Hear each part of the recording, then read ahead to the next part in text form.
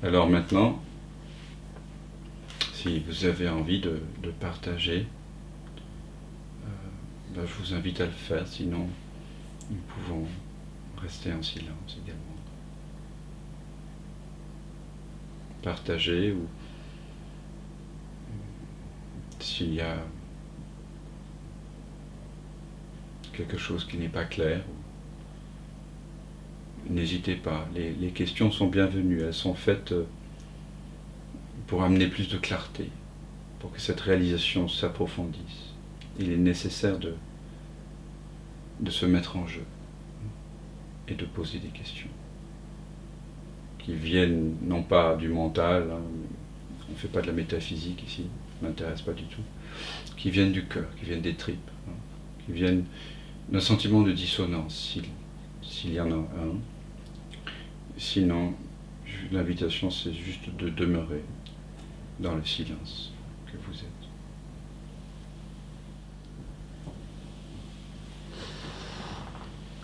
Moi, je vais intervenir. Mais oui.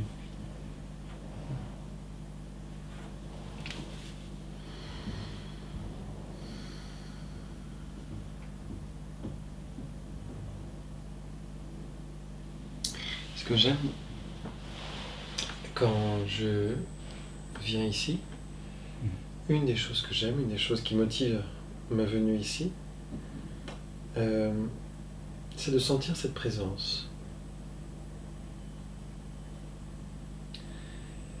Et cette présence, je la sens différemment selon les fois où je viens. Certaines fois plus fortes, d'autres fois moins évidentes. Mais il y a toujours quelque chose qui est là. Et lorsqu'on a commencé la méditation, la présence était là. Et c'était juste une évidence qu'il y avait cette présence qui était là. Et qui venait vers moi, qui, avec douceur, avec ouverture, et qui m'accueillait, qui me prenait dans les bras, et qui simplement venait. Et il m'appartenait à moi de soit m'abandonner à cela, soit refuser et me braquer, en m'agitant, etc. Mais je n'ai aucune envie de me braquer. Donc j'ai choisi de m'abandonner. Et en m'abandonnant à cette présence toute douce,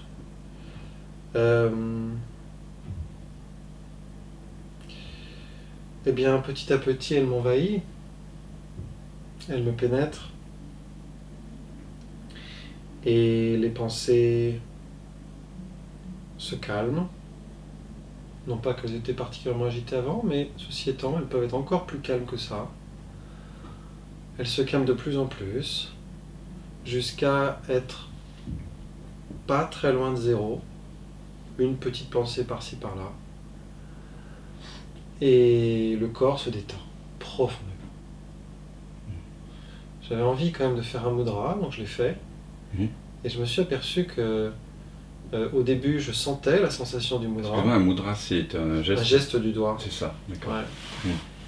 Et en mettant forcément des parties de mon corps au contact, on a des sensations, la chaleur, le contact, etc. Mais au fur et à mesure que cette présence venait en moi et détendait le tout, je sentais même plus mes doigts. Donc j'étais incapable de savoir si je continuais à faire mon mudra, ce qui n'avait aucune importance d'ailleurs. Mais j'étais tellement détendu et tellement abandonné à cette présence que je ne savais pas si le mudra était encore là, je ne savais pas si je le faisais, je m'en fichais complètement. Même si je le faisais pas, ça ne m'intéressait pas. Tout ce qui importait pour moi, c'était de m'abandonner à cette présence. Et dans les moments où je sortais un tout petit peu de cette présence et que j'observais ce qui se passait, je voyais qu'il y avait beaucoup de détente, et je voyais que mon corps petit à petit se levait, ça ressemblait un petit peu au sommeil, sauf que j'étais conscient. Mais c'est un petit peu au sommeil, une grande détente, profonde détente, et un moment régénérant.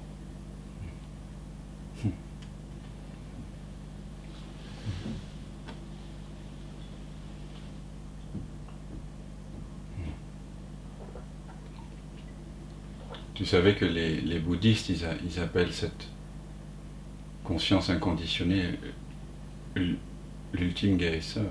Ah oui. Ouais. Je comprends. Je comprends. Et les sages hindous appellent ça dans la tradition, tu le sais sans doute, Sat Chit Ananda, qui est un concept trinitaire qui signifie être, conscience, félicité. C'est tout un. Et ce qui est intéressant, c'est que dans ce moment-là, il reste une petite présence mentale. Il reste un petit quelque chose. Mais ça va, c'est tellement détendu. Il n'y a pas de... Le mental ne vient pas, ne prend pas des formes, etc. Le mental est comme une vague. Plate, une mer plate, au lieu de prendre des formes, de monter en vague, etc., et d'interpréter les choses, de lire le monde d'une certaine manière. Et donc il n'y a pas de lecture du monde en particulier, hormis cette sensation de bien-être profonde, mais il n'y a pas de lecture.